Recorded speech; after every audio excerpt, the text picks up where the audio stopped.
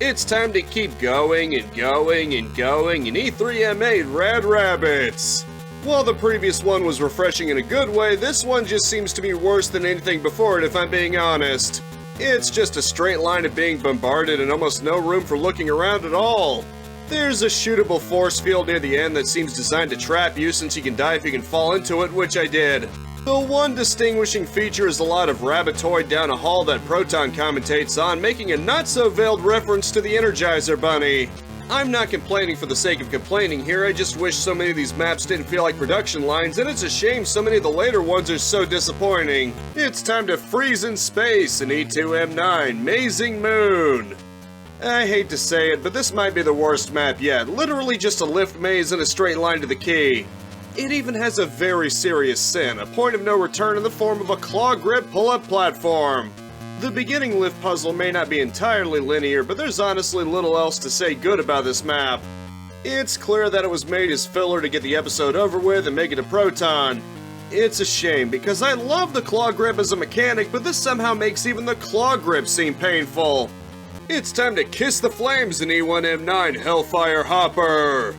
This may be the most simple map design yet, just one big platforming area and much less intricate than Energizer elevations. Pretty much all it has to distinguish itself is some destructible blocks to lead to an atomic health and some score items with a teleporter out. I get that the maps aren't the most sprawling ever, it's still 1991 MS-DOS, but this is just ridiculous, relying on some ground tech bots and fire hazards for challenge. There really isn't much nice to say about this map other than that it's technically functional because it doesn't even introduce a new item or a new enemy. It's time to get shrapnel lung in E2M8 Moonstone Mines. It is a real shame because it has a great aesthetic in terms of the red brick and reflective floors and everything, but it might be the shortest map in the game. Virtually nothing new, one key, barely any optional areas, it's over in just a few minutes. By now, you're almost certainly packing maximum blaster power unless you've been missing some, so it's not even that challenging. Maybe at least it doesn't overstay its welcome, and it's certainly better than the two pillar maps that seem to drag on too much for the repetition, but that's not saying much. It's time to go up like a rocket in E3M9 Nuclear Takeoff.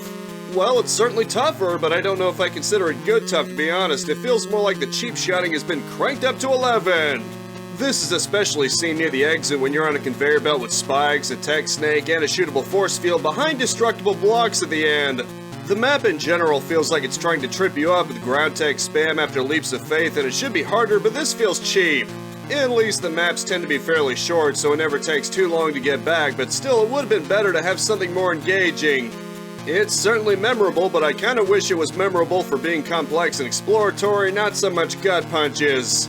It's time to get some pep in our step in E1M4 Boostful Boots!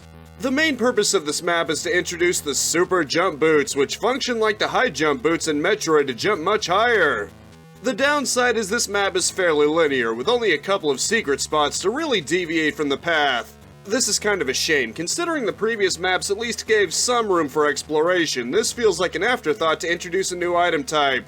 It isn't technically a straight line, mind you, since you go left for the boots to backtrack, but that doesn't offer much depth. Ultimately, the map is very much on the weaker side and feels made for one specific item rather than to be an especially interesting space in its own right. It's time to get propped on progress in E3M5 Pillars of Tomorrow! I don't know what it is about these grassy pillar-themed maps, at least the ones where it's all or most of the map, they tend to be bad. Sadly, this is no exception, mostly just a couple of helicopters and ground tech bots to provide challenge, and giving you your first gun upgrade won't make me like it. There is a teleporter leading to a future city area. I was hoping that might be something, but it's just one tiny room for you to quickly grab the blue key from and get out of there. It's weird, it's almost like these grassy pillar areas must feel like they're on the small and unsatisfying side. They're at their best when only half the map is them. It's time to grab Marty in E3M1 Duke to the Future. At the risk of sounding cynical, these maps have been subpar lately, and this is no exception. While there is some room for poking around, it feels extremely shallow compared to Shrapnel Surveillance. The one noteworthy part of the map is it transitions into the future via time machine, and the futuristic backdrop looks fairly cool. However, substance matters so much more than visuals, and there isn't that much to the map when you get down to it. It would have been nice if there was a bit more to the future city part than literally just a quick stroll to the exit. While you can certainly do worse, it very much disappoints as a starter map and sets a bleak tone for what's to come. It's time to dig those moon rocks in E2M6 Lunar Underground. Gonna be honest, this is about on par with the last map to be themed around these grassy pillars, which is to say very mediocre. The Duke letters are fairly easy to get, there's a twist with a fan in front of a hazard, but that's about all I can say that's genuinely good about this. It especially doesn't help that it relies on leaps of faith, making it more annoying than Perilous Pillars in some ways and doesn't introduce anything new either. There isn't really any justifications for the aesthetic either, as nice and different as it kind of is.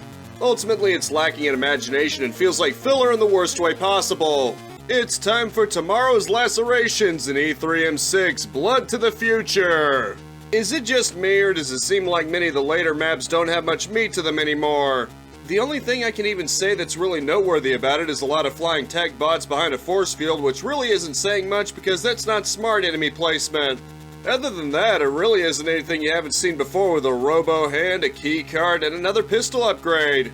4 more maps to go beyond this, and it already feels like the episode's run out of steam, which is kind of a shame since Duke 3D's third episode was relatively very good.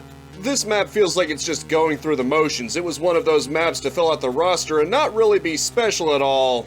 It's time to bring down the cylinders in E1M8 Perilous Pillars. Probably the best thing I can say about this map is it has a pretty nice visual aesthetic, stone pillars with grass for a bit of a Greek look. There's also an interesting fire enemy that can't be killed, although that's just very reminiscent of the fire enemies in the arcade Donkey Kong game. It has a fair bit of ground tech bots, but with Blaster level 3 are pretty swift to take down, so not too much of a challenge. Ultimately, I'd say the map is fairly unremarkable apart from technically introducing a new enemy and having a pretty nice visual design. That's not to say it's terrible, but it definitely blends into the background in my opinion. It doesn't do enough to distinguish itself. It's time to grab our briefcase rocket car in E3M2 The Jetsons.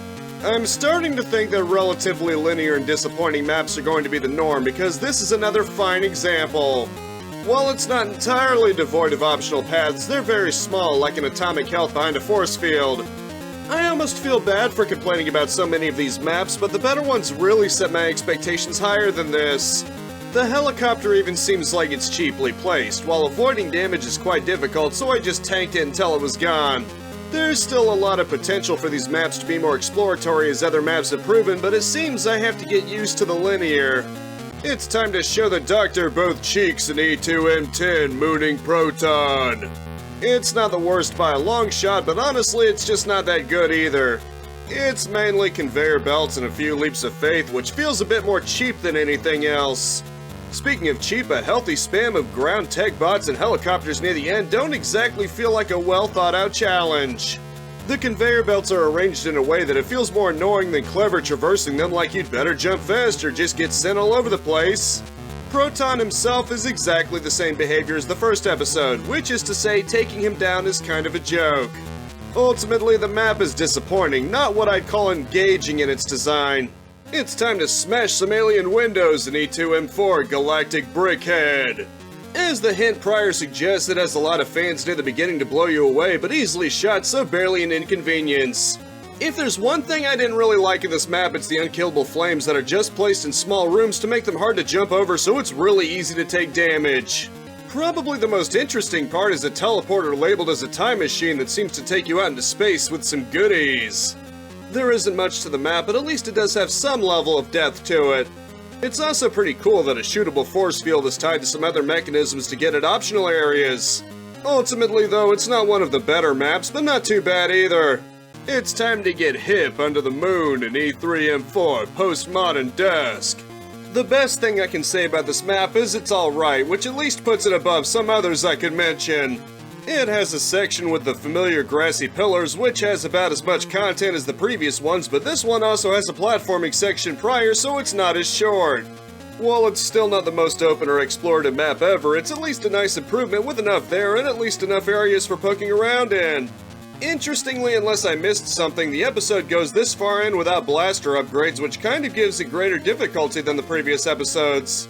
Ultimately, I'm just glad it falls more under alright than just a slog to get through, and I'm feeling pretty generous. It's time to get groovy with the jet fuel in E1M6 Radical Rockets. This one's alright, centered around one large lift and introduces the robo-hand to access things like bridges. Conceptually, it's cool using a robo-hand as a key, but it's a shame that it's left out in the open instead of destroying a robot to get it, since now it's just a glorified retextured key. At least it also introduces the rockets. They just fire up when you shoot them, but it's a pretty cool gimmick. An optional area with 2 ground tech bots stands as the biggest challenge, which isn't exactly a threat if you've got the triple blaster fire. At least the tricky Duke letters are pretty amusing, and if you know about it, it's a very easy set of points to get. Not the worst, but it definitely feels a little too forward in relying on gimmicks.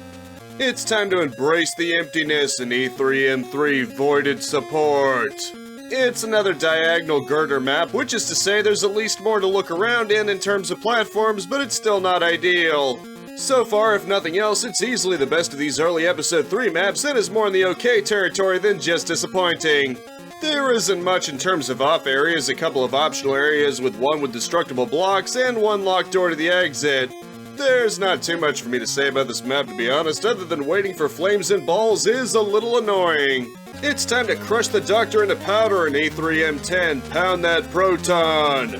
As you may expect, Proton's still the same as before in his fight logic, and the map's mostly just spamming some enemies at you. I'll give it credit, having you find the time machine was genuinely unique in a good way, but that's about all I can say in its favor. Other than that, typical straight lines for the most part as you're bombarded with ground tech bots and other such typical baddies. The start of the map is actually the most annoying, starting in a free fall with those damaging balls so you can cheaply take some damage before you've even really started. So it has one unique aspect to it, but that doesn't really stop it from overall leaving a sour taste in my mouth, especially for the finale. It's time to soar for the stars in E2M1 Moonside Mega Leap.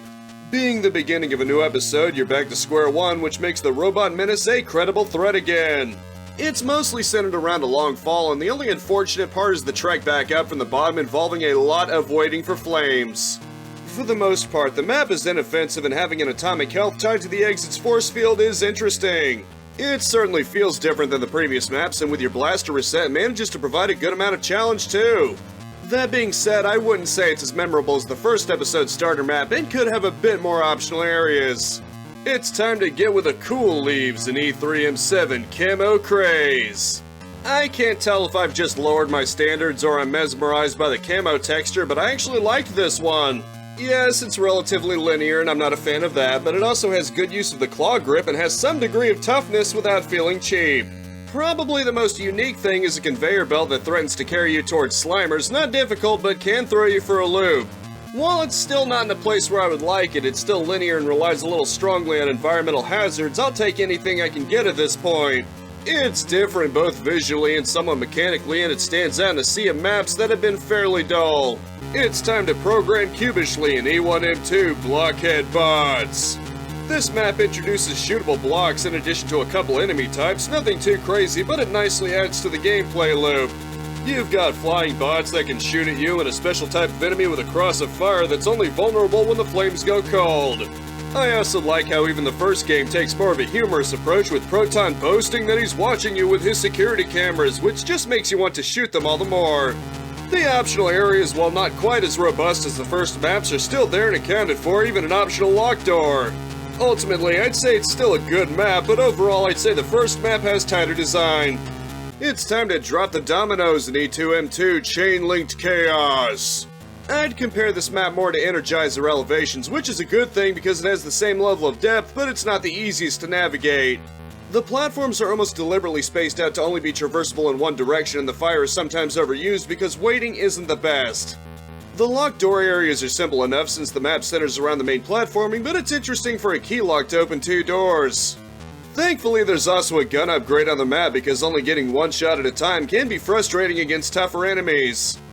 Ultimately, I'd say it's of a similar quality as Energizer elevations, but not quite there. It's time to get chill in E2M3 Luna Blues. This map is largely centered around towers and the robo-hand, which is relatively unique if nothing else. While it's a bit on the cramped side and not the most open-ended, I think it's pretty good overall. Only a shame this couldn't be placed after the boot so you could jump more easily without having to fall to lifts, but nothing all that egregious otherwise. At least that makes it more two-way than some other platform-centric maps, and having a nice long platform to the exit is more satisfying than it probably should be.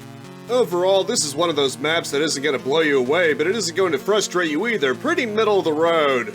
It's time to get hyper vertically inclined in E1M3 Energizer elevations. It arguably has the least structure of the map so far, mostly floating platforms, but that doesn't mean it's bad. Introducing two new enemies, a tankier flying helicopter and a thinly veiled Energizer bunny parody that gets you a lot of points if you let it run into you and take a chunk of health. Also introduces the teleporter that weirdly looks like a time machine, at least to me. There's technically a mandatory hazard in the form of a retracting spike, but thankfully it's just the one time. The map is fine overall, with enough obstacles like a fan to blow you away to make things tense and interesting, and technically most of the map is optional exploration. It's time to get pulled every which way in E1M7 Conveyor Craze. This map introduces both a new visual element in the form of reflections and a new mechanic in the form of a grappling hook. It basically lets you climb across specific surfaces, which can be fun in a Spider-Man kind of way and is definitely unique. The map itself isn't the most open of all time, but it has enough for some basic exploration. Amusingly though, Dr. Proton makes mention of Commander Keen, implying that Duke is just better. It's a nice spacious map with appealing reflective surfaces and a fun new mechanic that makes it good in my book. It's time to go Looney Wars in E2M7 Moonatic Munitions. This is a map that very much emphasizes verticality and it mostly works, minus perhaps not being the easiest to traverse. With both the boots and lifts, then the addition of claw grip, it does a good job having you scale upwards through the map with a rocket-based aesthetic, including the expected rockets. Having some treasure earlier on that you backtrack to after the claw grip is nice. It's there if you just want a higher score, but is totally optional. A required key would have been annoying. I'd place this map overall in a favorable position in my mind. Shooting off rockets is pretty fun, and the map is pretty satisfying to traverse upwards. It's time to avoid Big Brother in E1M1 Shrapnel Surveillance. While it's obviously not going to compare to 3D's HH, it's still a very respectable starter map that gets you right into the thick of it. Gift boxes that may contain dynamite, soda cans to drink or shoot, quick grab balloons, turkey you can shoot to boost health. It shows a good number of concepts straight away. Like any respectable map, you can race to the exit straight away, but it also has a good amount of optional spaces should you choose to go exploring. The only thing that might be a bit confusing is the force field to the exit. It's not entirely obvious you have to destroy it with blaster fire, but not a major problem. Basically, it does its job well enough as the starter map. It certainly sets the stage for what's to come, namely a lot of platforming and shooting. It's time to free Alaska in E2M5 Red Lunar Menace. You get the super jump boots, but unlike boostful boots, there's actually more to it. That's not to say it isn't without its faults, mainly having to wait for flames, which I'm never the biggest fan of. That being said, at least there's some maze for you to get through so it doesn't feel so linear, so I'm grateful for that. One nice touch is that the teleporter actually comes across like a proper time machine, taking you back to familiar-looking grassy pillars as if you've passed into a different time period. All around, it may not be the best mazy map, but at least it's a super jump boots map that I actually enjoyed. It's time to corner a rat in E1M10 Starbound Proton. So this is mainly the boss fight with Proton, and he's almost disappointingly easy, fleeing without much of a fight.